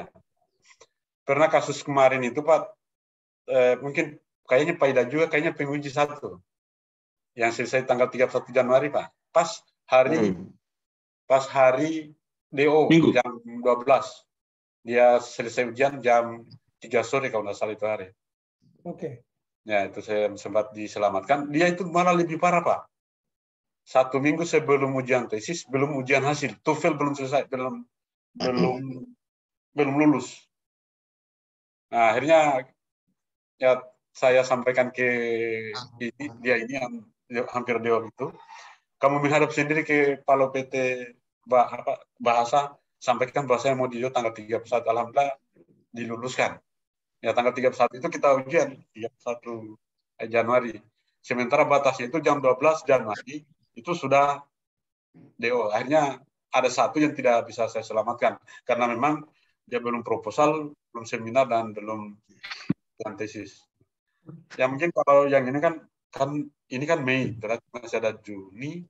Masih ada Juni, masih ada masih ada Juni.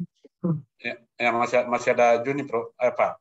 Nanti kita ini saya juga kan sebenarnya angkatan 2018 ini ada 2 orang Pak. Ada lagi betul. Ya, yang belum kita kan mau rapat ini PAW-nya Pak. Tapi ini juga kan nanti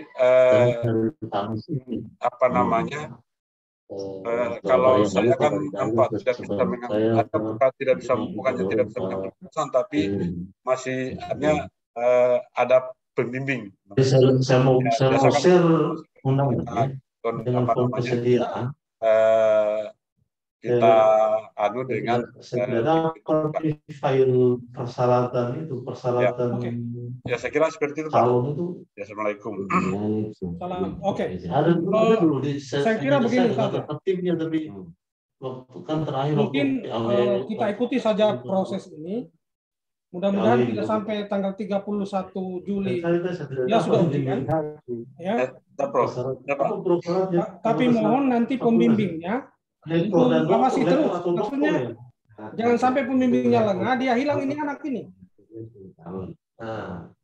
Atau master lektor kepala. Saya pembimbingnya mungkin secara reguler kontrol progres perbaikannya sehingga bisa diestimasi apakah sebelum 31 Juli itu dia sudah ujian. Ya, saya kira begitu Pak Sabah ya. Ya, saya kira begini ya, saya ada tambahan ini. Ya. Mungkin Pak Ida silakan dulu dengan itu tamunya. Jadi Pak Iswan ini seminar hari ini pun sebetulnya ini merupakan desakan dari saya begitu ya. Karena saya pikir ini sudah hilang kemana ini rimbanya orang ini. Jadi waktu menghadapi itu, waktu saya panggil dia itu saya masih guru besar. Saya bilang kalau kamu terlambat begini, saya mendingan keluarin dari pembimbingan. Nah, makanya waktu itu ya langsung dia menghadap.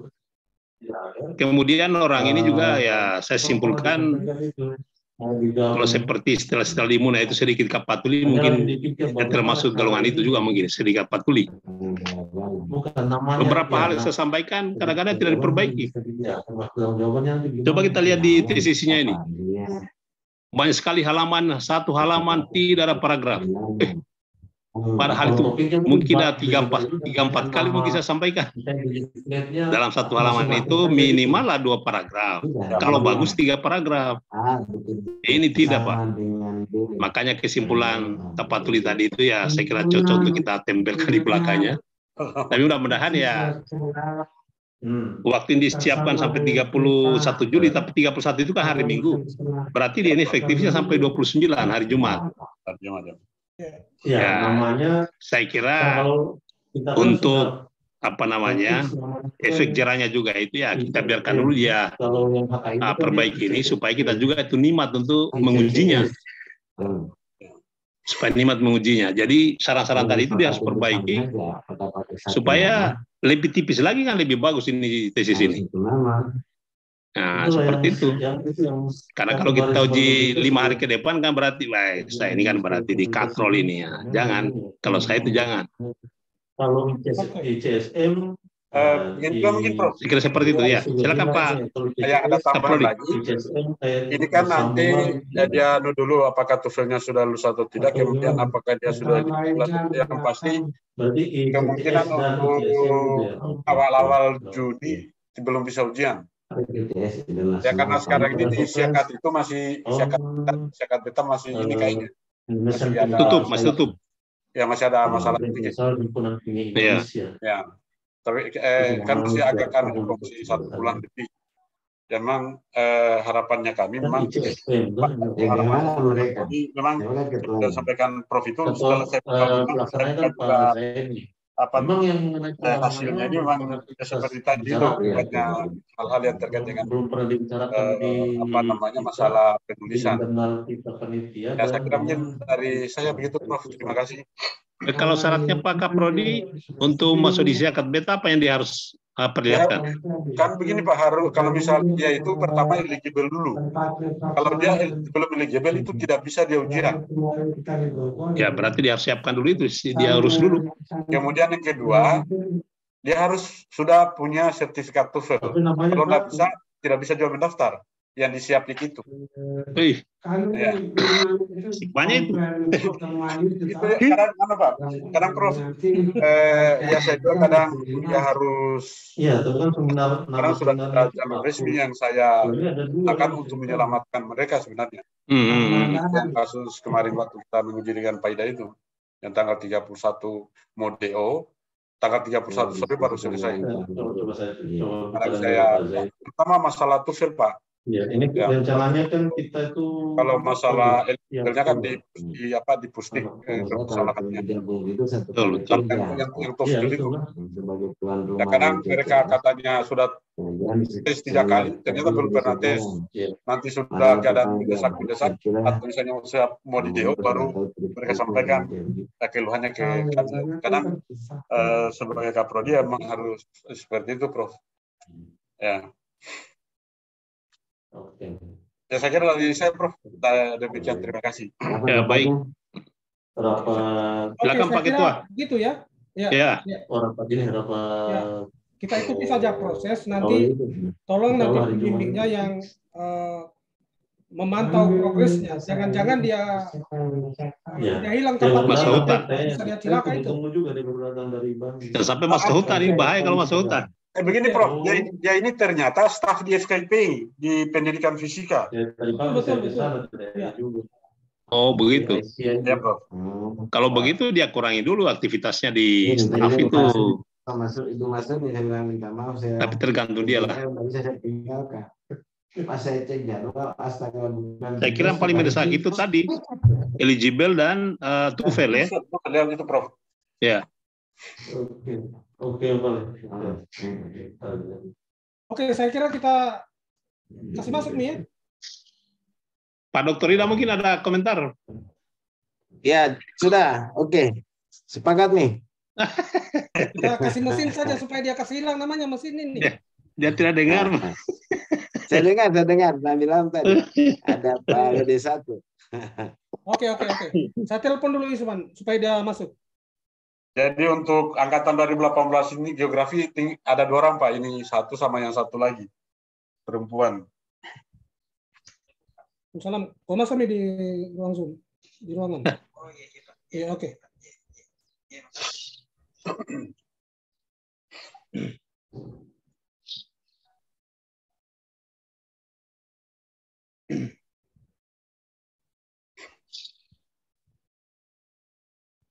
Ya, Bapak-bapak dan saudara-saudara mahasiswa, skorsing seminar saya cabut.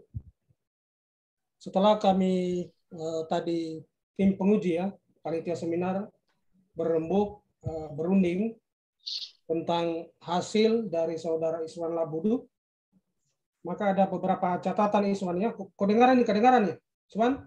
Ya, saya dengar Pak. Ya, ada beberapa catatan yang you harus perhatikan betul ya, karena mengingat jarak antara waktu seminar dengan seminar proposal dengan seminar hasil ini cukup jauh, kalau tidak salah lebih setahun, maka kami khawatir bahwa saudara ini akan keteteran menyelesaikan sampai tanggal 31 Juli. Ternyata bukan 31, tanggal 29, karena 31 Juli itu adalah hari Minggu, hari Minggu ya. Jadi sampai tanggal 29. Jadi sampai tanggal 29 saudara itu sudah harus selesai ya. Jadi pengalaman waktu penelitian dan menulis yang cukup lama, maka catatan-catatan itu harus saudara perhatikan. Yang pertama, saudara dikasih tempo sampai tanggal 29 ya, Juli 2022. Begitu Iswan ya? Sanggup Ya, kira-kira? Siap Pak, sanggup Pak. Oke.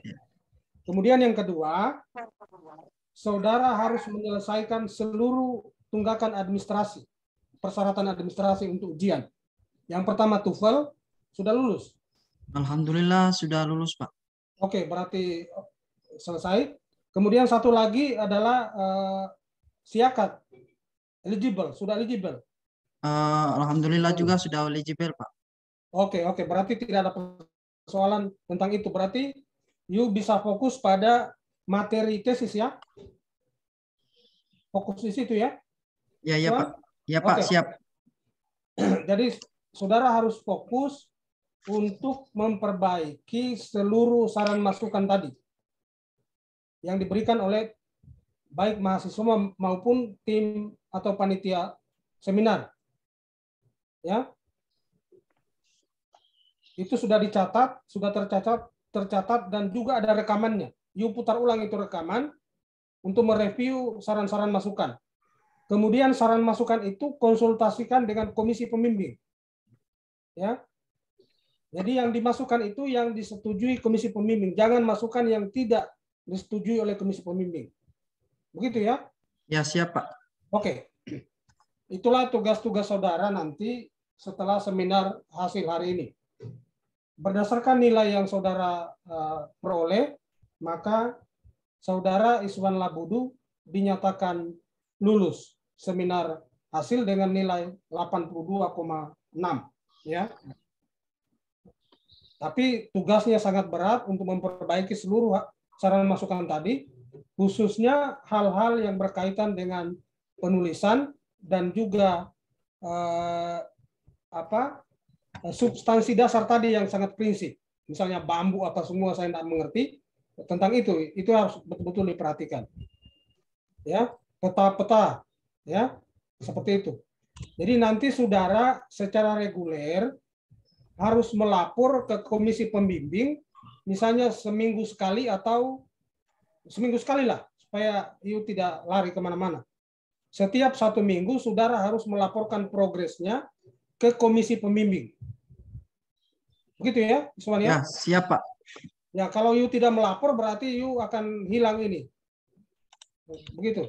Nah, kami sangat menyayangkan kalau saudara sampai dikasih DO sama mesin sama komputer ya. Pasti hilang namanya dari sistemnya UAO oleh orang dungu seperti apa kata Profesor Sabah tadi. Ya, karena kalau orang dungu itu tidak ada kompromi. Tiba waktunya dia tutup, tidak ada lagi buka-buka dia. Masih syukur kalau saudara di DO oleh manusia masih bisa dinego. Seperti itu ya. Jadi saudara betul-betul harus perhatikan saran-saran masukan itu untuk menyelesaikan studi saudara sampai waktu yang menurut saya sudah tidak banyak lagi. Alhamdulillah saudara sudah menyelesaikan TOEFL dan juga eligible tadi. Sehingga tugas saudara fokus pada substansi materi tesis saudara. Saya kira demikian, mudah-mudahan saudara satu lagi. Berkaitan dengan substansi DBD, saudara boleh berkonsultasi dengan Bapak Dr. Muhammad Ramadan, Tosepu ya, bisa berkonsultasi.